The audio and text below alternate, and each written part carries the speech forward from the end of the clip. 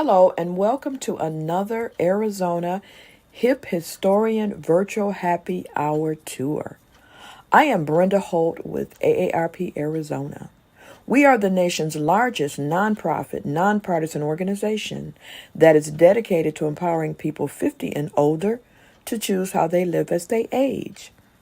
And with a nationwide presence of nearly 38 million members across the nation and over 900,000 right here in Arizona, we work to strengthen communities and we advocate for what matters most to families, such as health security, financial stability, and personal fulfillment, to name a few. During the months of May and June, we will focus on healthy living and amplify the call to action for the 50-plus community to develop healthy habits for mental well-being. As the country continues to grapple with the ebbs and flows of the COVID-19 pandemic, many are eager to move into a sense of normalcy.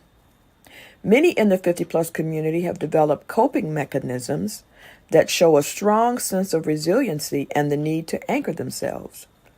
Ongoing public health concerns, economic issues, and global conflicts are still weighing on older adults. By covering topics like sleep, stress management, healthy eating, and exercise, AARP demonstrates that its healthy living offerings can help Americans develop and maintain healthy habits for their mental well-being. Visit us for resources and information at www.aarp.org/mental health or at www.aarp.org/Arizona. Thank you for attending tonight's session. Have a good evening.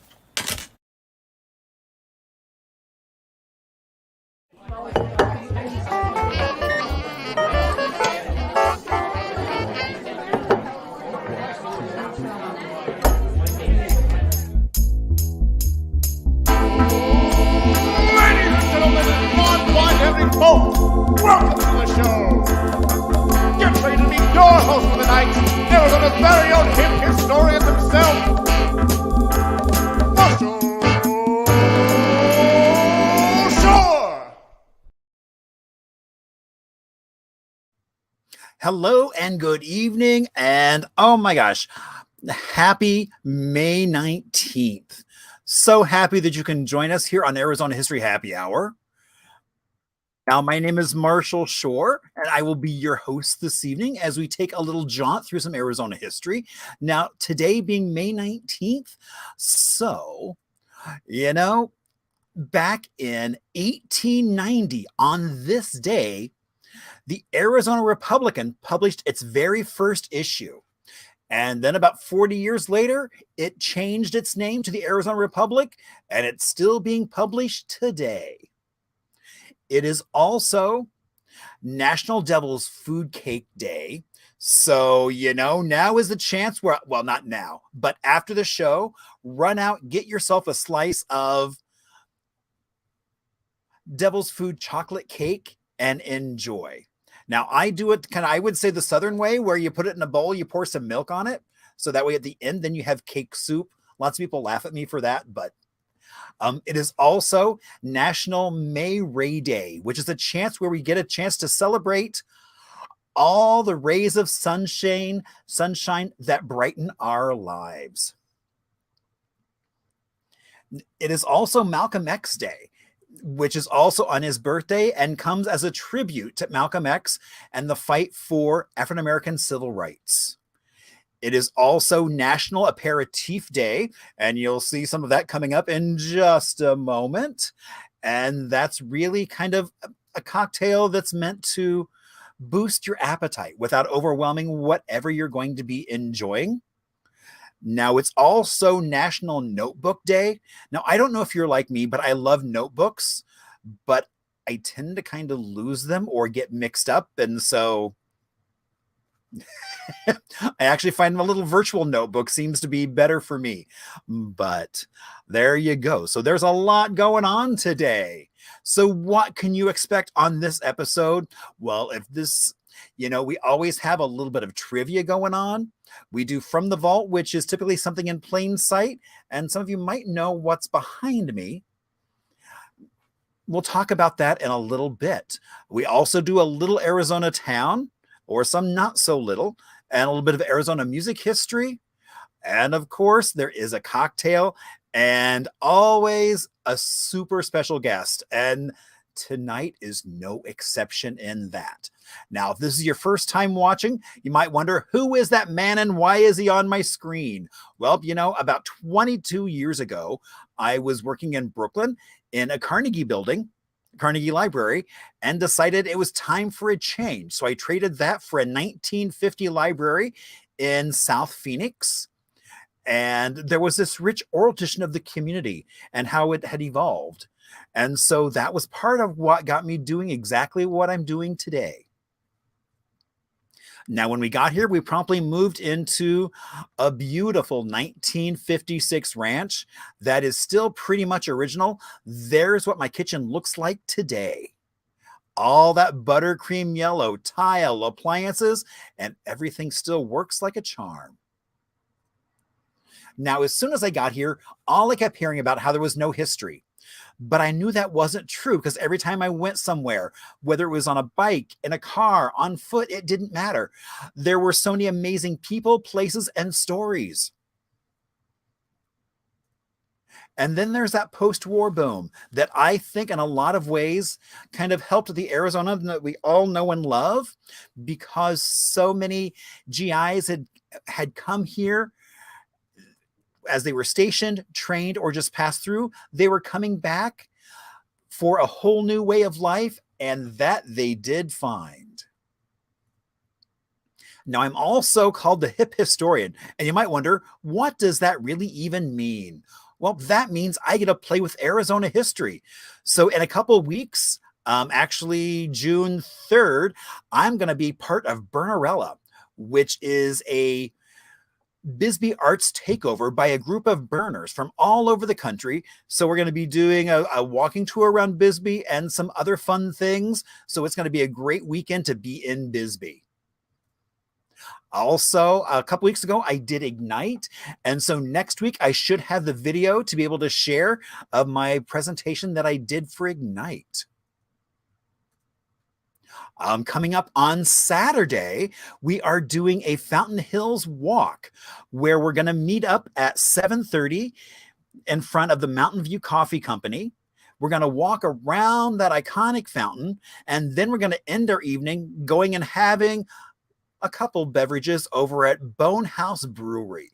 So come on and join. It's going to be a lot of fun, and we'll be able to enjoy the dark sky as well as just the beautiful weather. Now, coming up, as we get into summer, Maricopa County is doing Oceans of Possibilities for summer reading, and there are adult summer reading programs going on all over the county.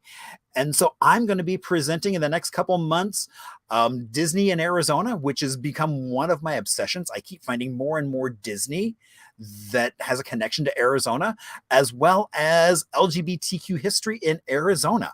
So check your local library and see if I'm going to be near you. Now, I see some of you have found the chat. So, if you don't get a chance or you want to say something else, you can always reach out to me on Facebook, Instagram, email, or even through my website. And I love to hear from you because that's often where I get some of my best stories. And now we're going to talk a little bit about happy hour and why is it happy hour. So PJ, my cocktail advisor, so every week, because of it being National Aperitif, so that's why there's a little bit of Lillet Blanc in this Tangerine Teeny.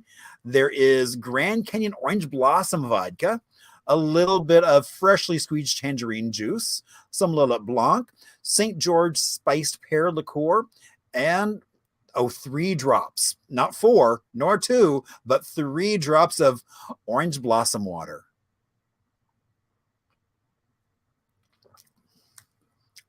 Oh yeah, that's very tasty. So good. Now for little Arizona, I talk about being from New York, but I also grew up in a very small town in the Midwest. And so I kind of have this affinity for big city and small city.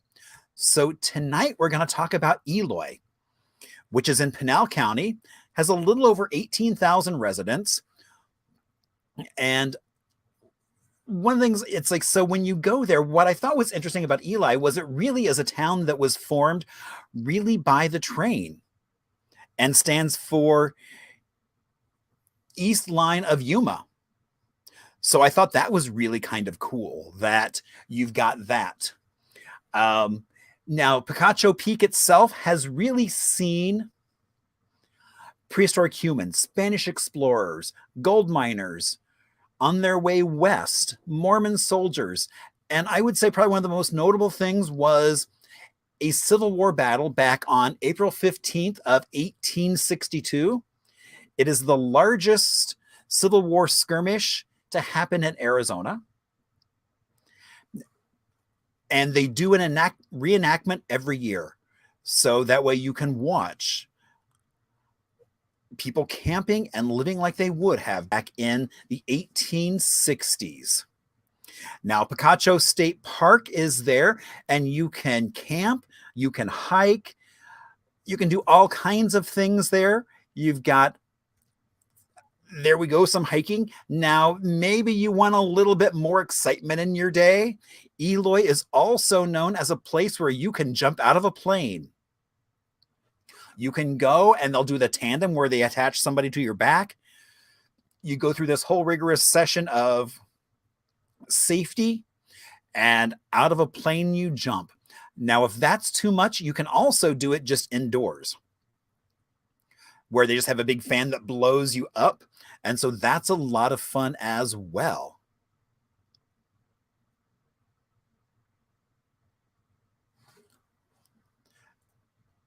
So I do have a special guest, and oh my gosh, I am so excited to welcome Ron Tang. Hello, Ron. Greetings, Marshall. How are you doing tonight? I am vertical and ambulatory, though currently recumbent. Very good. Well, thank you so much for joining us tonight. I'm honored that you asked me to participate in your podcast. Thank you. So for folks that may not know a little bit about you, tell us a little bit about yourself. I was born and raised here in Phoenix, spent all but 18 years living here. And I'm living in the house that my parents built. We had a grocery store at 16th Street and Bethany Home Road for years, in which I worked. Was a Camelback High School student and went to ASU. All those kind of basic background things. Very cool. So what year is the house? So what year is the house you're in? It was built in just into 1960. So I was maybe okay, very cool.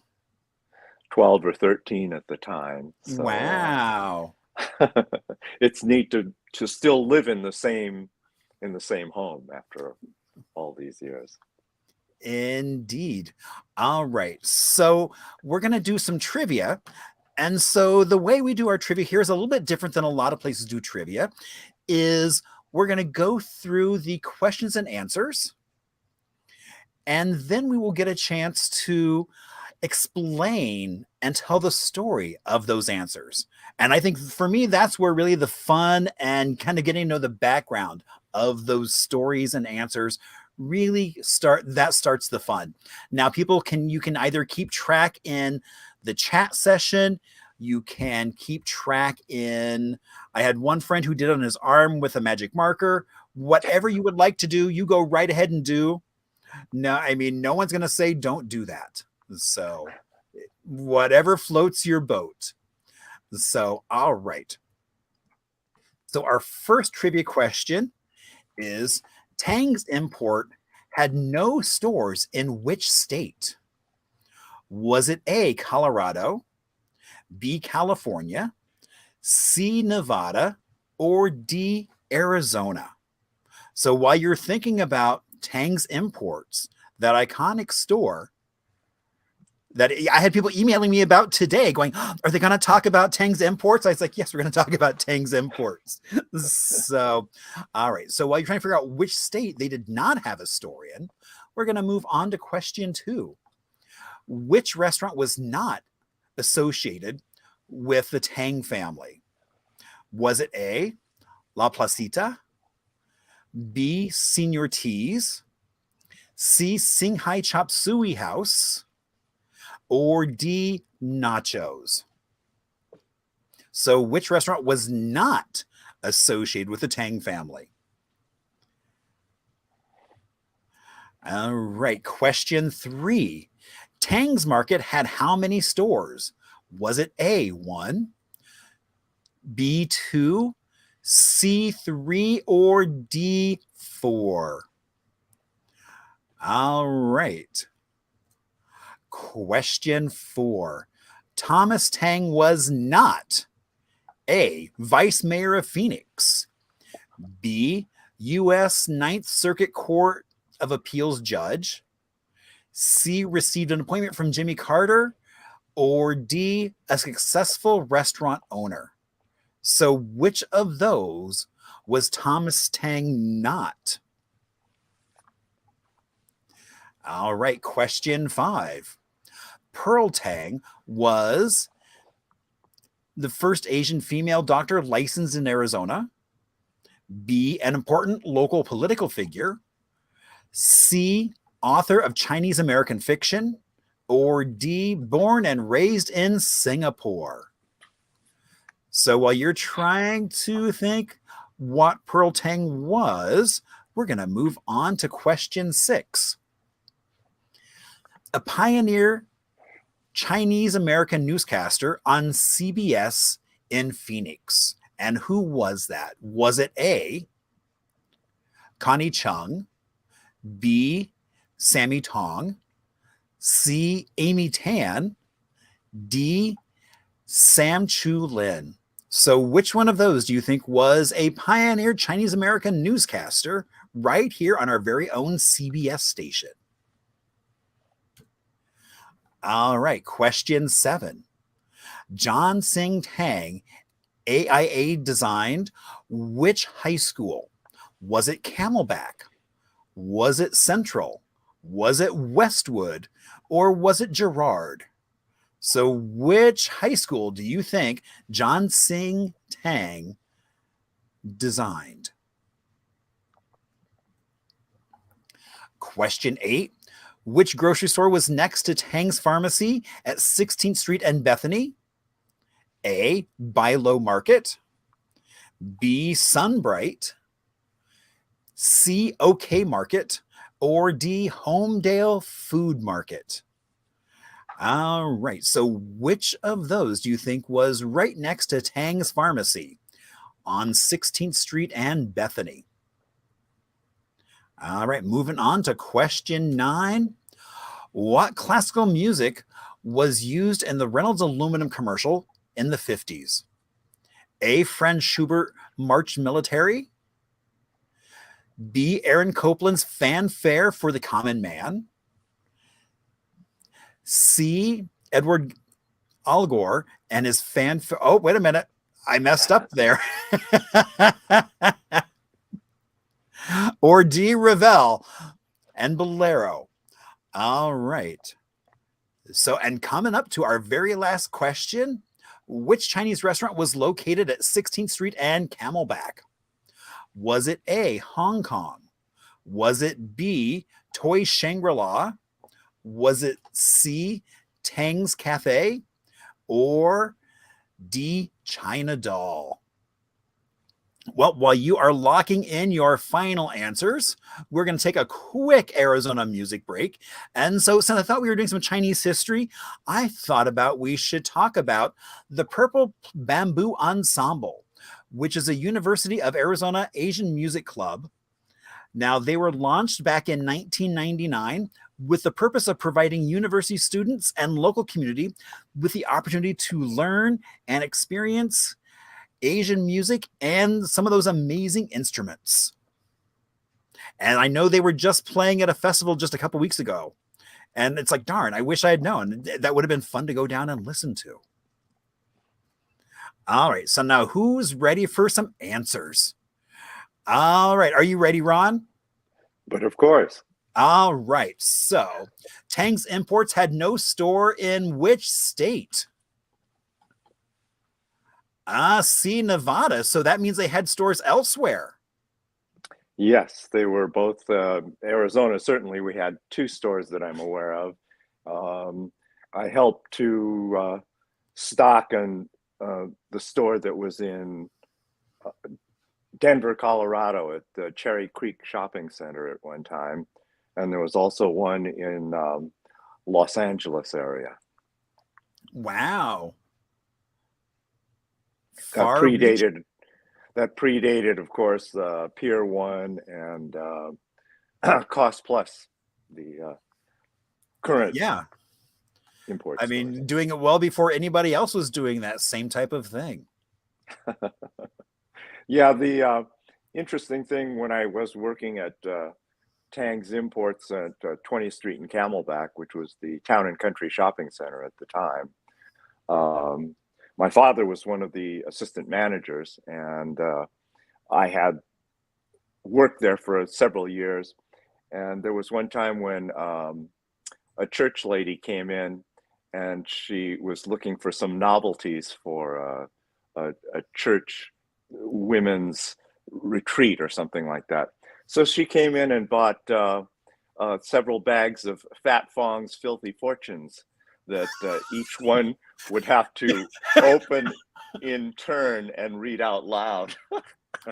So it was, she gleefully purchased at least several bags of it. And I thought I would have loved to have been a fly on the wall during the women's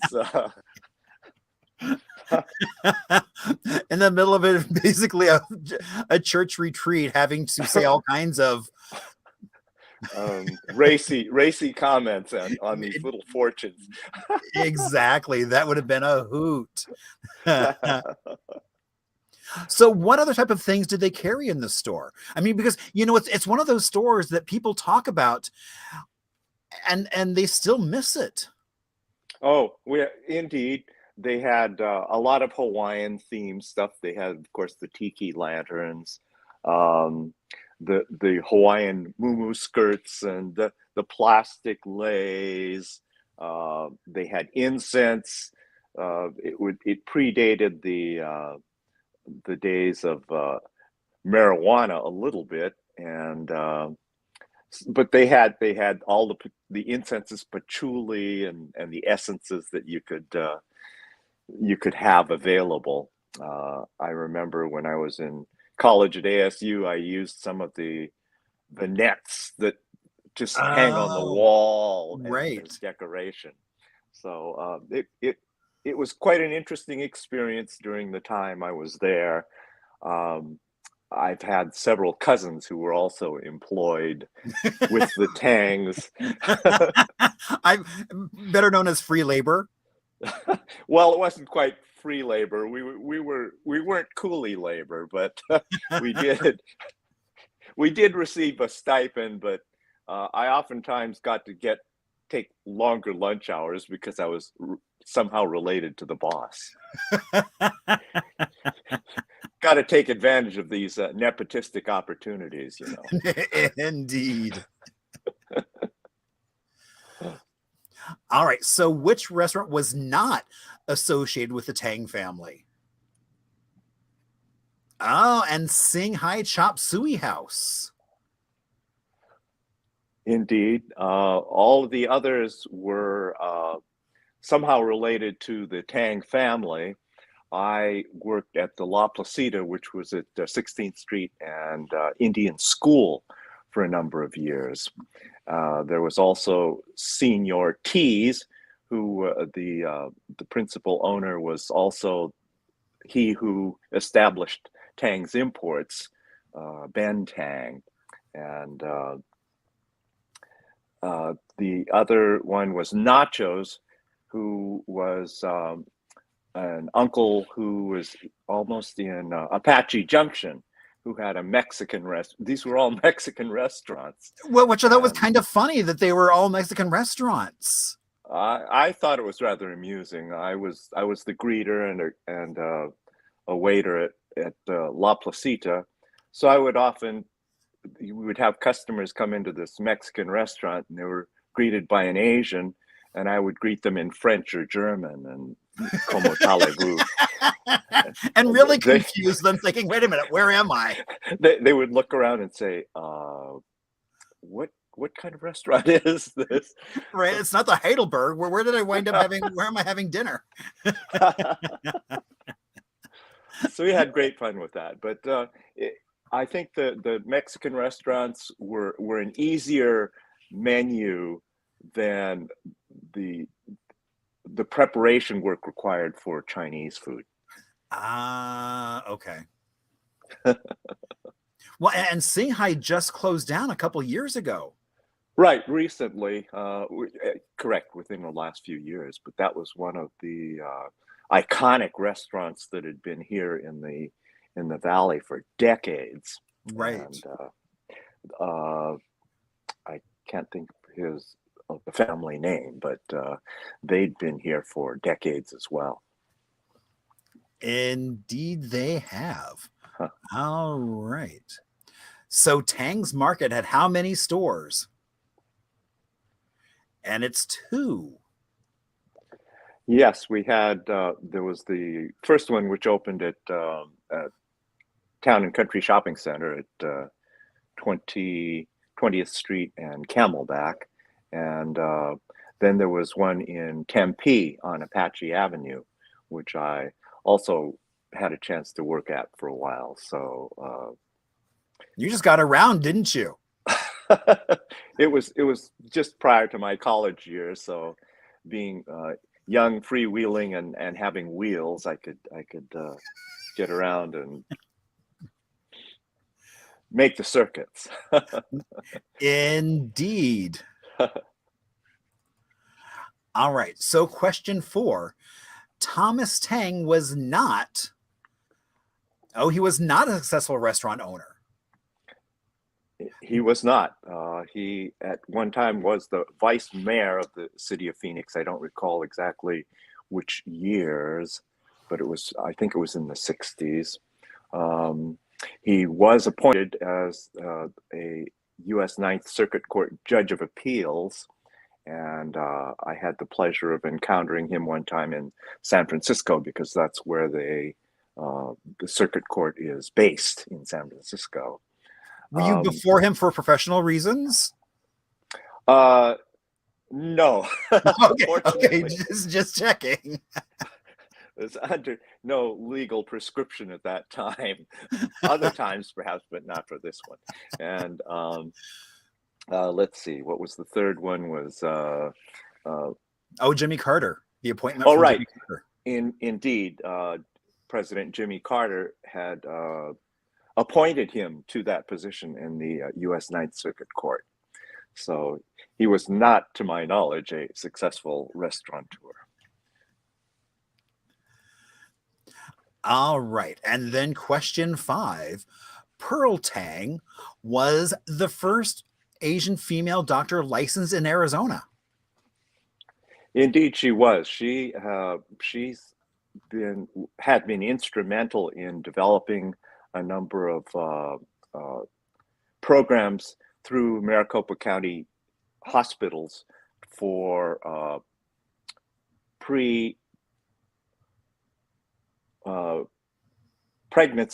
early pregnancy, and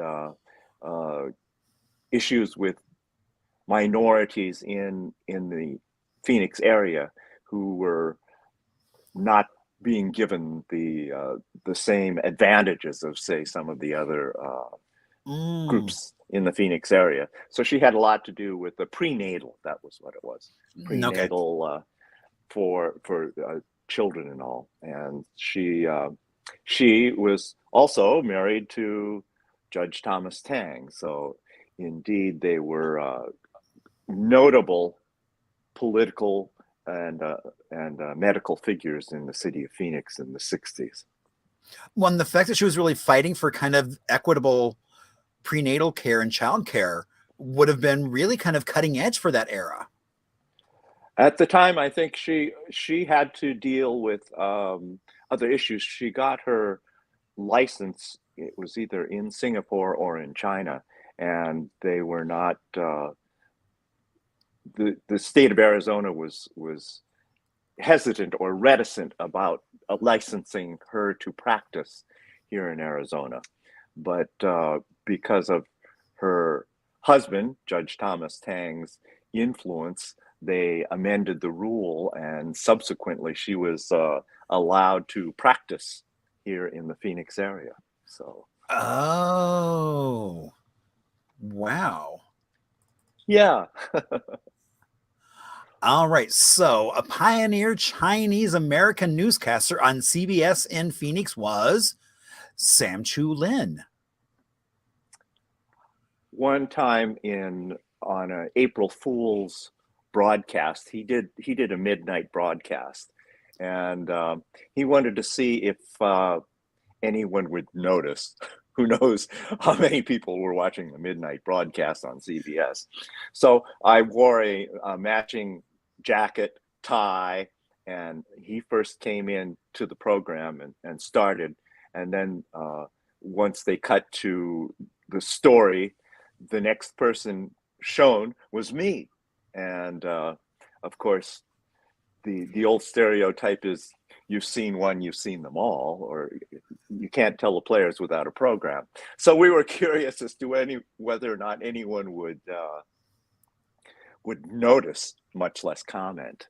And it was entertaining. It was my first exposure on television as such.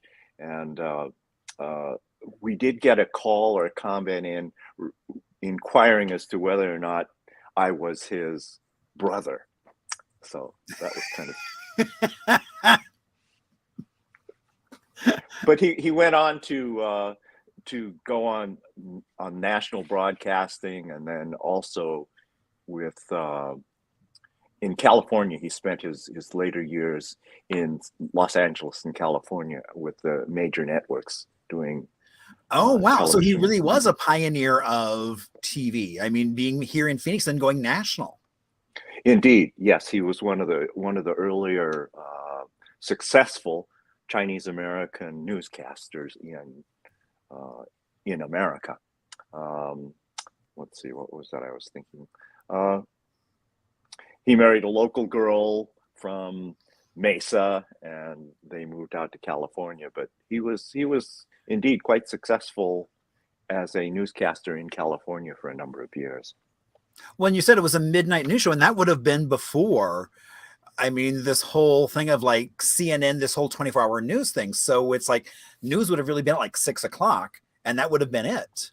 So that was also, I think, kind of interesting that he was on a midnight news show.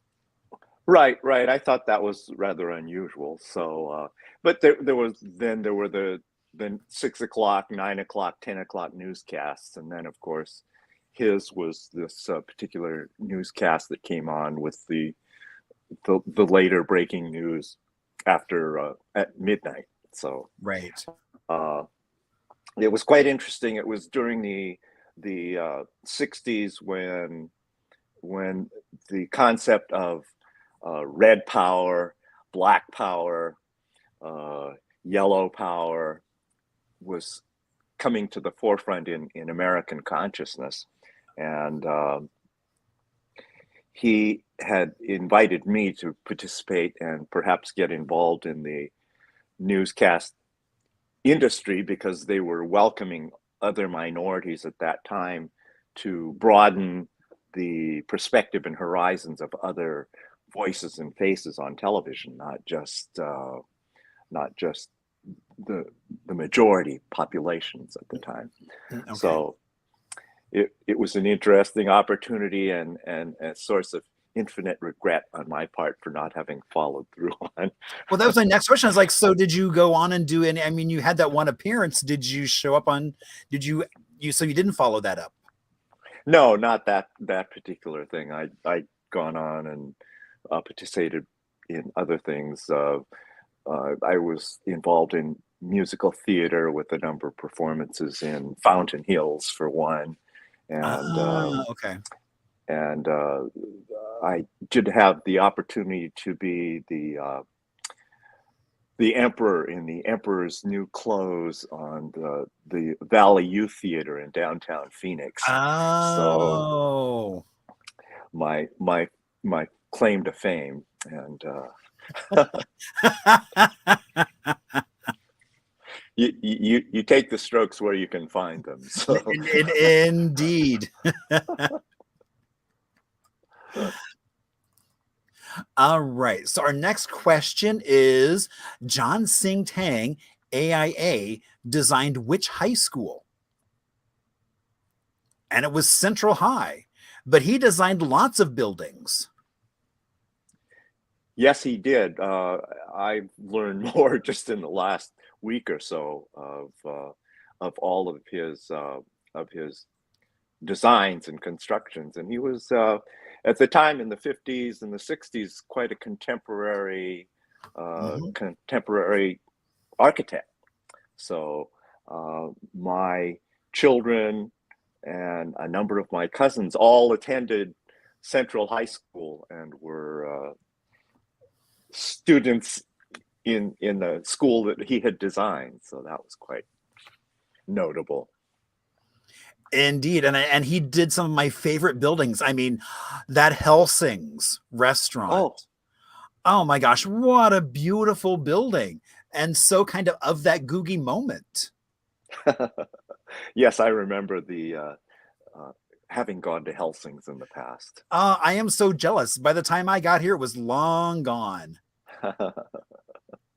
And then Right. the CPA building on the very bottom with the great like flagstone work was one of my first buildings that I saw and just kind of fell in love with, and then later found out it was one of his designs. And then so Modern Phoenix this year, we'll see how the world goes, but if they do their tour, it looks like they're going to do multifamily housing, and one of the buildings they're going to include is going to be his Caribbean Oh, that should prove complex. interesting. Huh. Yeah. So it'll be kind of fun just to kind of see different kind of mid-century modern takes on that whole idea of multifamily housing. Indeed. So that will be a fun adventure as well. So all right. So which grocery store was next to Tang's Pharmacy at 16th Street and Bethany? And it would be Sunbright. Indeed. There was a number of Chinese families in the valley during the 50s and 60s, many of them having grocery stores that were the little corner grocery stores prior to the rise of the big box grocery stores that we are familiar with now. And I worked in the grocery store as a young kid, putting away bottles, pop bottles, and all those kind of experiences. Then I had schoolmates from the Madison elementary school system where I attended, and they would come to help and assist our receiving groceries from Orange Empire and the other wholesalers that delivered groceries to the stores. And so they used to lower the boxes of merchandise and goods down these multi roller skate wheel platforms from the truck Right. into the store.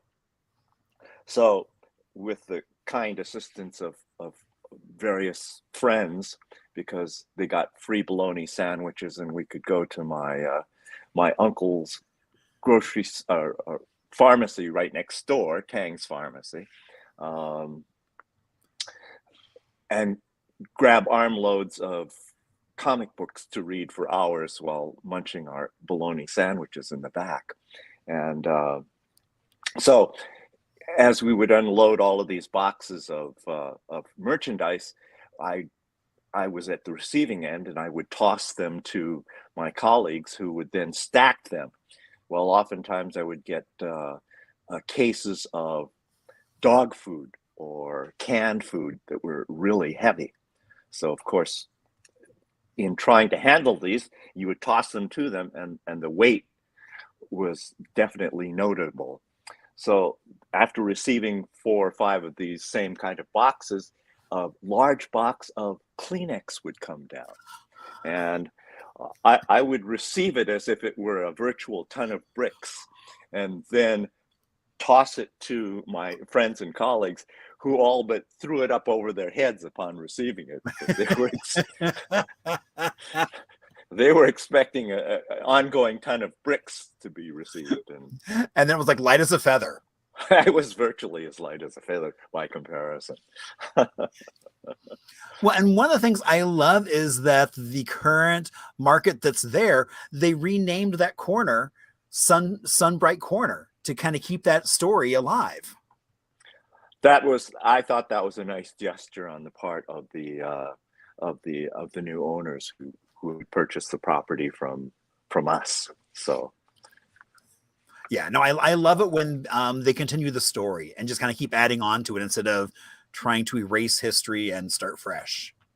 Mm-hmm. My uncle and his family own the property that's just north of there, and that now is the site of the Yang's Chinese food, just north of 16th Street in Bethany. There is also the Republic ice cream store that's quite popular, and so the sons and the family still own that property just north of what we had. All right. So what classical music piece was used in the Reynolds aluminum commercial in the 50s? And it was Franz Schubert's March of the Military. That was one of the musical pieces that got me interested in classical music, because they had all of these aluminum parts, pistons, cans, tubes, all marching in unison by stop action animation. It wasn't animation, it was stop action. Right. And they played the Schubert's Marche Militaire, and it was absolutely fascinating to me to see this, not unlike Disney having used a number of classical music pieces in his cartoons. Right. And that developed my interest in classical music. And I also had the fortune of a wonderful music teacher at the Madison Rose Lane system, who participated in the music memory contest in the 60s, which was to introduce students to classical music. And we would listen to the pieces, and then at the end of towards the end of the school year, the Phoenix Symphony had a concert in which they played all of these classical music pieces that we had been listening to. And if indeed we answered all the questions, because we have to write down our answers, and identified all of the composers and their music correctly, we would receive a silver paper certificate. And if we answered them all correctly and spelled it all correctly, we got a gold tone certificate. And let me guess what color you got. Of course, I got the gold tone. I had no doubt. But I just thought that was so cool that I think so many cartoons, I mean, Bugs Bunny, there were so many cartoons that used classical music. And so just like you, it was like, that was kind of like the first place I had heard classical music was just watching TV. Mm-hmm. Mm-hmm. And it's funny how those influences can develop one's musical taste. So I thank my elementary school teacher, Mildred Thien, for having helped introduce us to classical music. Oh, and what a great name that is, Mildred Thien. You get such an image from just that name. Right, it's a classic. Mildred is a 40s, 50s kind of signature women's name. Yeah. Yeah, she was great. So do you play an instrument? So you said it spurred you on. Are you just an aficionado of classical music, or do you play an instrument, or? No, I just I'm an aficionado. I'm normally always plugged into KBAQ, Okay. if not listening to K jazz or something on that order. Very cool. All right. And which Chinese restaurant was located at 16th Street and Camelback? Toy Shangri-La. I remember going Oh there my. as a kid. That was quite a wonderful restaurant to attend. And just dripping in all that neon. I mean, I've seen ads for it. And so this is the first time I've actually tracked down a photo of it. And oh my gosh. I mean, it would have been so much of the era. I mean, with that toys up there in the bubble and the I mean, just the name Shangri-La. Right, indeed. The original owner, D.H. Toy, and my grandparents were very good friends and came likely from the similar districts in in Guangdong province.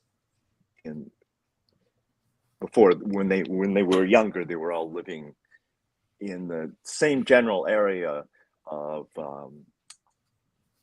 Guangdong. Okay.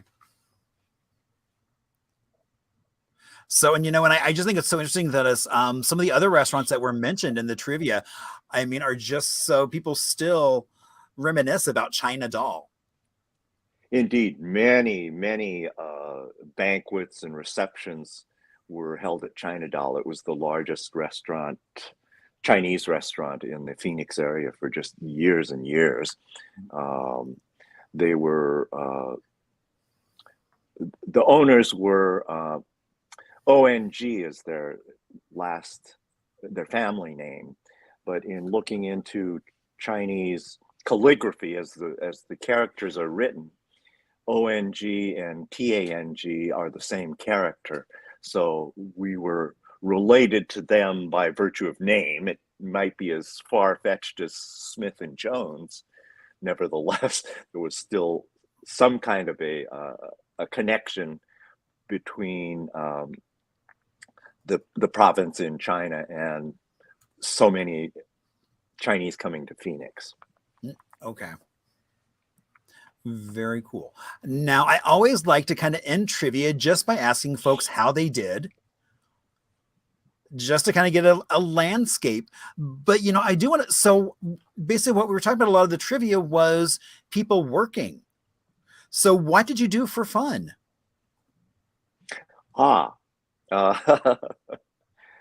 Same uncle who had Senior Teas and Tang's Imports had a 1964 silver Corvette Stingray, the year after the porthole window Corvette Stingray. And we would see him fairly often. And at that time, I had my driver's license for not very long. And I would approach him and say, "Gee, Uncle Ben, your Corvette looks really dirty." So he would toss me the keys and say, "Oh, go ahead and wash it."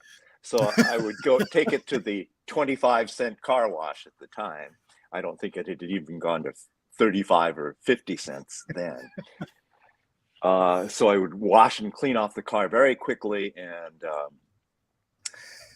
invite several friends. So I oftentimes had 5 people packed in to this Corvette Stingray, 3 smushed in behind in that I was gonna back say in that window. little tiny seat. Right, and we would cruise Central. So, Oh, yeah. and that was the popular thing then, was to go cruise Central from Camelback South to Thomas or McDowell, where there was the Bob's Big Boy at Oh, one time. indeed. Yeah. And so we do the circuit, and then we pull into Bob's Big Boy and get their hamburgers and the fries. And I forget whether or not they had car hops that would deliver the goods out to you in the car. But that was something to do in the 1960s. And I well took advantage of it. And he got a car. He got his car cleaned. He got his car cleaned most of the time. So what about, like, did you ever go to Legend City? Indeed, as children, we delighted in having a chance to go to Legend City, and unfortunately didn't last long. By virtue of the fact that we had the grocery stores at the time, when Disneyland opened in California, a lot of the distributors and food companies would give us free tickets. So we would make the sojourn to Los Angeles Disneyland and have coupons that virtually covered our entire trip and expense there, because of the largesse of the food distributors and the companies that we were customers of. Right. So that was great. That was inexpensive at the time. and now it's not so inexpensive to go to Disneyland. Not very inexpensive at all. That double negative that'll confuse people. Yes, it is not cheap to go to Disneyland anymore. So what about holidays? Were there any particular holidays that you remember celebrating? In our youth, during 4th of July was a fairly big ceremony, and there were a number of hotels that had the outdoor pools on Van Buren between, say, 24th and 40th or 44th Street. And so we had access to the pool to swim in. There was a big hall where they would show Chinese films in Cantonese, which I didn't understand. I was going to say, I'm like... So it well went over my head, and so I would cavort by the pool or hang out and run around with the other kids of my age at the time. And it was, they also had the Miss Chinatown Phoenix contests, where the winner of that particular contest would go to San Francisco for the yearly Miss Chinatown pageant. My gosh. And so there would be representatives from all different Chinatowns in the United States to come and participate in the Miss Chinatown USA pageant. Oh my gosh. So I've been so intrigued by this whole kind of like Miss or the Queens. I mean, there was like the Cotton Queen. There was, who knew there was a Miss Chinatown? Oh my gosh. So at some point I want to try and get a group of women together to talk about that experience. I'd never heard of the Miss Chinatown. I want to see photos. Oh my gosh. I can only, a new rabbit hole. Thank you so much. You're likely to encounter a virtual treasure trove of pictures and portraits from those times. Oh my gosh, I can hardly wait to see what I find. Oh my gosh. Ron, thank you so much for sharing some of your history here in Arizona with us this evening. Well, I thank you. I'm honored that you had asked me to appear. And I'm so glad you did. So again, thank you so much and have a great rest of your night. Thank you very much, sir. Oh my gosh, that was so much fun. And the Miss Chinatown. Oh my gosh. I'm easy to amuse. And it's like, that's like, I'm like, oh my gosh, now I have another thing to kind of start searching for. Sorry. So From the Vault is a lot of times something that you might drive by that you might not know about, or just kind of what's there. And so tonight it's kind of several stories wrapped up into one. So we're going to talk about the Sun Mercantile Building, which is there on 3rd Street in Jackson. Right next to the Footprint Center. And that is the northwest corner. And so basically here's what we've got. So it was built in 1929 and was heralded as one of the most advanced, basically, grocery store buildings of its time. And it was then put on local and national historic list in the 80s.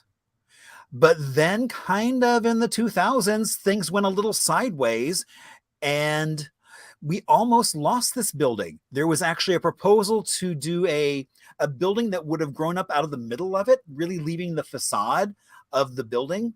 And that's all that's left.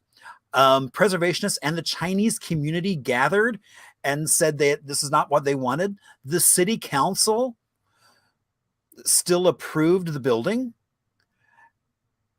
And then what's really incredible is it went to a lawsuit where it was basically a judge proclaimed that the city had improper conversations with the developer about the space before a decision was truly made.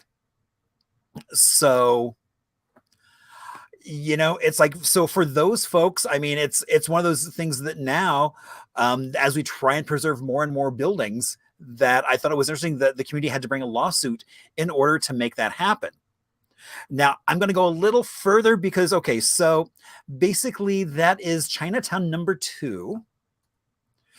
And one of the interesting things is, so I think what's interesting about especially Chinatown number 2, it was around for so long, but in like 1911, Booker T. Washington came here and he had a chance to meet with, his nickname was Mayor Dick.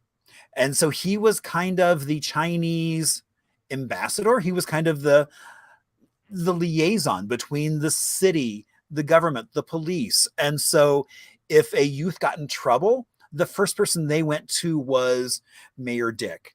If the police had an issue, the first person they came to was Mayor Dick.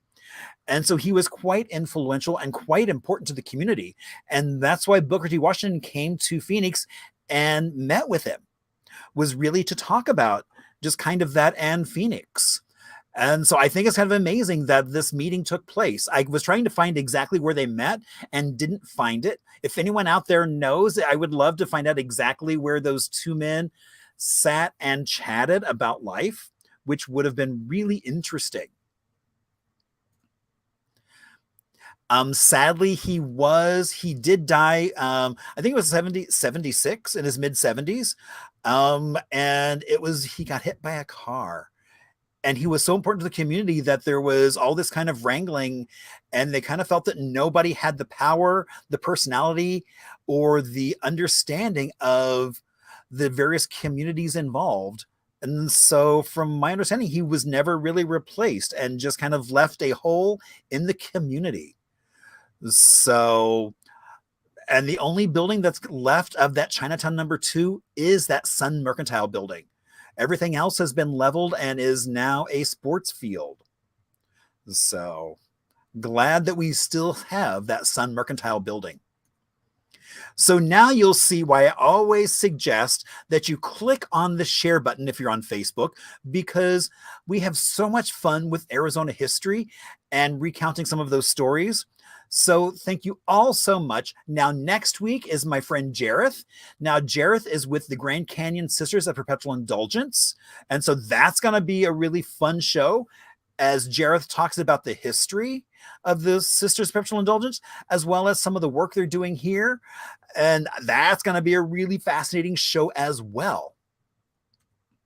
So, and remember, I love to hear from you all. So please, if you have any comments, please reach out to me and share those. So now as we go out, I always love to give a shout out to Chris and Cole, who created that amazing video at the intro.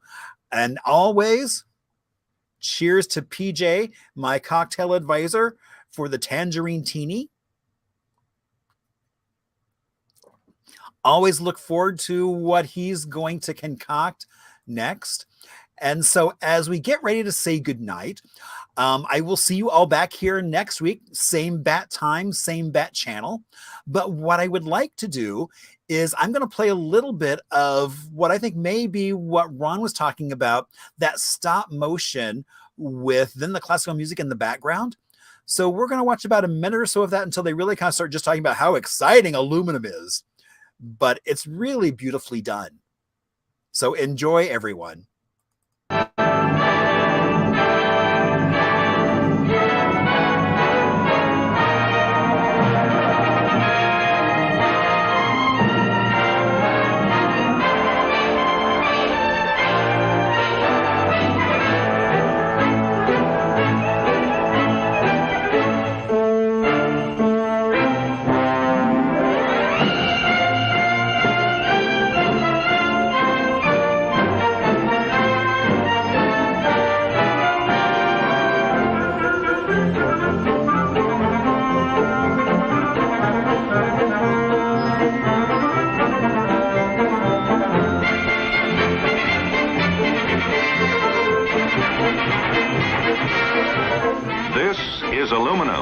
Aluminum for our industries and aluminum for our homes. Aluminum for building.